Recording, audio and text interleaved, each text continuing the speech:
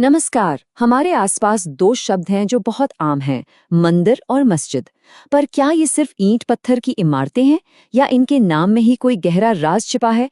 आज हम इन शब्दों की जड़ों में उतरकर उस गहरे और साझा संदेश को समझने की कोशिश करेंगे जो शायद अक्सर हमारी नजरों से ओझल हो जाता है। तो सवाल यही उठता है कि आखिर ये मंदिर और मस्जिद हैं क्या?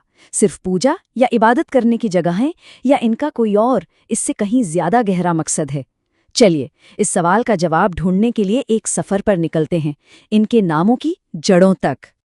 तो सबसे पहले ये समझना जरूरी है कि ये दोनों ही जगहें आस्था के बहुत बड़े, बहुत शक्तिशाली प्रतीक हैं। लेकिन हम ये भी जानते हैं कि कभी-कभी इन्हीं मान्यताओं के अलग होने से इंसानों के बीच कह सकते हैं थोड़ी दूरियां आ जाती हैं। तो इन दूरियों को पाटने का सबसे अच्छा तरीका क्या हो सकता है? शायद ये कि हम इन पवित्र जगहों के असली मकसद को समझें। और इसकी शुरुआत होती है इनके नामों के मतलब को जानने से। तो ठीक है, तैयार हैं? चलिए सबसे पहले बात करते हैं मंदिर शब्द की। इसका असली मतलब क्या है, कभी सोचा है?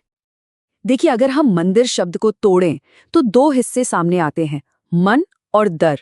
ये सिर्फ शब्दों का खेल नहीं है, यहीं से इस शब्द के गहरे मतलब का दरवाजा खुलता है।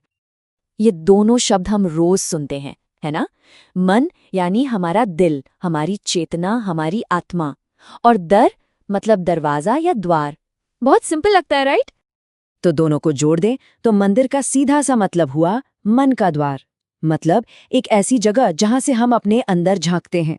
लेकिन कहानी यहां खत्म नहीं होती। असली मजा तो अब है, क्योंकि मन शब्द के अंदर भी एक और गहरा मतलब छुपा है। और यही हमें मंदिर के एक और भी गहरे, एक और भी आध्यात्मिक पहलू तक ले जाता है। एक ऐसी जगह जो हमारे मैं से, हमारे अहंकार से कहीं ऊपर है। तो सोचना ये है कि जब मन शब्द को चुना गया तो इसके पीछे का असली आइडिया क्या था? क्या इसका कोई गहरा आध्यात्मिक राज भी है? हाँ, बिल्कुल है। देखिए, अगर हम मन शब्द को भी और तोड़ें तो हमें मिलते हैं दो अक्षर, म और न। यहाँ म का मतलब है मैं, हमारा ईगो, हमारा अहंकार। और न का मतलब है नहीं। तो क्या बना? मैं नहीं। ये बात कितनी खूबसूरती से कही गई है। जहां मैं नहीं, अर्थात जहां अहंकार नहीं, यही स्थान मंदिर कहलाता है। जरा इस पर गौर कीजिए। मतलब मंदिर का असली मकसद ही एक ऐसी जगह बनाना है जहां हमारा मैं खत्म हो जाए, शून्य हो जाए। अब चलिए दूसरे प्रतीक की तरफ चलते हैं। बात करते हैं मस्जिद की और देखते हैं कि ये विचार वहां कैसे जुड़ता है। तो अब आते हैं मस्जिद पर।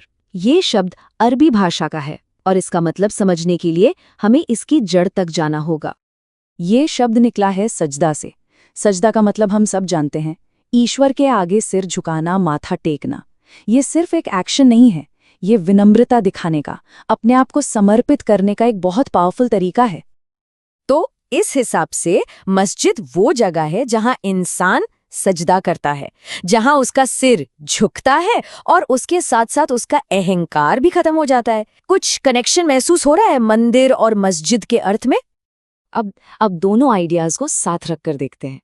क्या ऐसा हो सकता है कि ये दो रास्ते दिखते तो अलग अलग हैं, पर इनकी मंजिल एक ही हो?